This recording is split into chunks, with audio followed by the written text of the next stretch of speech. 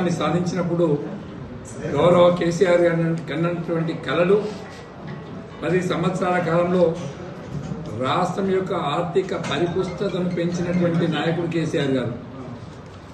ఇలా రాష్ట్రం ఏర్పడ్డ 10 మాసాల కాలంలో రాష్ట్రాన్ని దివాలా వేయించి రాష్ట్రంలో ఉన్నటువంటి అన్ని వనరుల్ని ధ్వంసం చేస్తున్నటువంటి ప్రభుత్వం రేవంత్ రెడ్డి గారి ప్రభుత్వం. ఇలా రేవంత్ రెడ్డి గారు బూతులు పిసిసి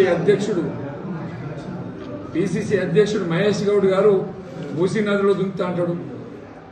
కొండా సురేఖ సభ్య సమాజం తలదించుకునేట్లుగా ఆమె మాట్లాడే తీరు కానీ ఆమె చేసే ఆరోపణలు కానీ మహిళాలోకం ఎదిరించి తిరగబడే రోజు దగ్గరలో ఉంది. తిట్ల పురాణంతో ఇచ్చిన 6 గ్యారంటీల్ని అమలు చేయకుండా 6 గ్యారంటీల్ని ఎగవేత కోసం నోటికి వచ్చినట్లు పనిచేస్తున్నా. నోటికి పని చెప్తున్నారు తప్ప ఎక్కడ కూడా చేతులకు పని లేదు, గ్యారంటీలు అమలు చేయడం లేదు. దానికోసమే ఇవాళ ప్రధాన ప్రతిపక్షమైనటువంటి హరీష్ రావు గారు ప్రజలలోకి వెళ్తే దాడులు చేస్తారు, కేటీఆర్ గారు ప్రజలలోకి వెళ్తే దాడులు చేస్తారు. హైడ్రా పెట్టుకున్నావు, దానికి ఒక గైడ్ లైన్స్ లేవు.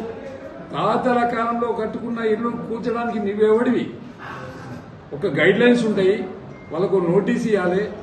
నోటీస్ లేకుండా గైడ్ లైన్స్ లేకుండా నీ ఇష్టం వచ్చినట్టు కూలుస్తావా? ఇలా హైదరాబాద్ తిరగబడ్డది. హైదరాబాద్లో ఉండే పేద ప్రజలు తిరగబడ్డారు. ఇలా అత్త సొమ్ము అల్లుడు దానం చేసినట్టు పేద ప్రజల కోసం కట్టినటువంటి డబుల్ బెడ్రూమ్ ఇళ్ళని ఇవాళ దారాదత్తం చేస్తా అంటావు. పేదలకు ఇండ్లు మంచు, వాళ్ళకి రీహాబిటేషన్ చేయి. వాళ్ళకి రీహాబిటేషన్ చేయకుండా పేదలకు ఇండ్లు పంచకుండా అత్త సొమ్ము అల్లుడు దానం చేసినట్టు కేసీఆర్ కట్టినటువంటి ఇళ్లను నువ్వు పంచుతా అంటే సహించేయలేదు. పేద ప్రజలంతా వచ్చి తిరగబడతారు, గాంధీ భవన్ని ముట్టడిస్తారు, సెక్రటరియట్ని ముట్టడిస్తారు. దానికి ప్రధాన ప్రతిపక్ష పార్టీగా మేము వెంట ఉంటాం, తప్పకుండా ప్రజల పక్షాన్ని నిలబడతాం. కానీ మీ మాదిరిగా గ్యారంటీలు తప్పించుకోవడానికి మహేష్ గౌడ్ ఒక తీరు, కొండా సురేఖ ఒక తీరు, ముఖ్యమంత్రి గారు ఒక తీరు, నోటికి వచ్చినట్టు మాట్లాడే పద్ధతి మాది కాదు. ప్రజల కోసం పనిచేసే ప్రభుత్వాలు కావాలి. 10 నెలల్లో రాష్ట్రాన్ని దివాలా వేయించినాం. రాష్ట్రంలో ఉన్నటువంటి బిల్డర్స్ నెత్తి పట్టుకుంటున్నారు. కాంట్రాక్టర్లు ఆత్మహత్య చేసుకునే పరిస్థితి వచ్చింది బిల్లులు ఇవ్వక. ఎక్కడన్నా బిల్లు అడిగితే 10%, 12%, 15%. ఏంది? మీ ఇంట్లోకి వెళ్ళి ఇస్తుందా? మీ అయ్యస్వామ్యాన్ని దానం చేస్తుందా? ఒక దిక్కేరి మైనంపల్లి వచ్చి నోటికి వచ్చినట్టు మాట్లాడతాడు, ఇంకొక దిక్కేరి కొండ సురేఖ మాట్లాడుతుంది. ఇదేం పద్ధతి? కాబట్టి మేము ఇలా ఒకటే విజ్ఞప్తి చేసేది ఏంటంటే, ఇలా మూసీ నది మీద గతంలో కేసీఆర్ గారు, కేటీఆర్ గారు దాన్ని చేయడానికి 16,000 కోట్లు ఖర్చు అవుతుందని చెప్పిండు. మరి కేసీఆర్ గారు పేద ప్రజలు ఉన్నారు, వద్దు అక్కడ ప్రజలు వద్దని చెప్పినప్పుడు ఆ వర్క్ని క్లోజ్ చేసుకున్నారు.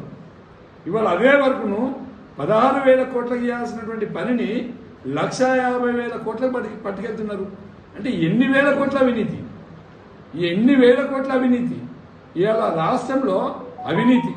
ముఖ్యమంత్రి గారు మొదలు పెడితే ఎమ్మెల్యేలు ఓడిపోయినోడు గెలిచినోడు ఎక్కడ పడితే అక్కడ ఈ రాష్ట్రం దోసుకుంటున్నారు. అవినీతి రాష్ట్రం అయిపోయింది, అవినీతికి అడ్రస్ తెలంగాణ అయిపోయింది. కాబట్టి గుండె మీద చేపెట్టుకోండి, నిజంగా అవినీతి చేస్తారా? ఇది సీము నెత్తులుంటే మరి ఏదైనా గుళ్ళలో పోయి ప్రమాణం చేయండి, మేము ఎక్కడ దోసుకుంటలేమని చెప్పి, అవినీతి చేస్తలేమని చెప్పి. అవినీతి పరుల రాష్ట్రం తెలంగాణ అయిపోయింది. ఎక్కడో తీసుకుపోవాల్సినటువంటి తెలంగాణ రాష్ట్రాన్ని సర్వనాశనం చేసే విధంగా ఈ ప్రభుత్వం ఉంది. ఈ ప్రభుత్వానికి ఈ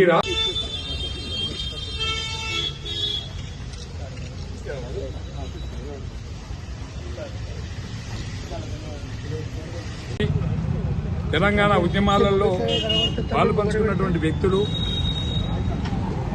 సభ్య సమాజం తలదించుకునే విధంగా మాట్లాడినటువంటి భాష తీరు బాగాలేదు. మరి చంపేస్తామని చెప్పి బెదిరించడం ఆనవాయితీగా మారింది.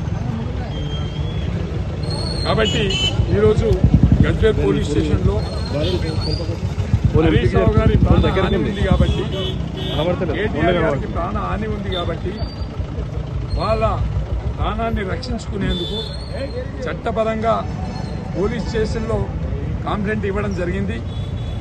ఆ కంప్లైంట్లో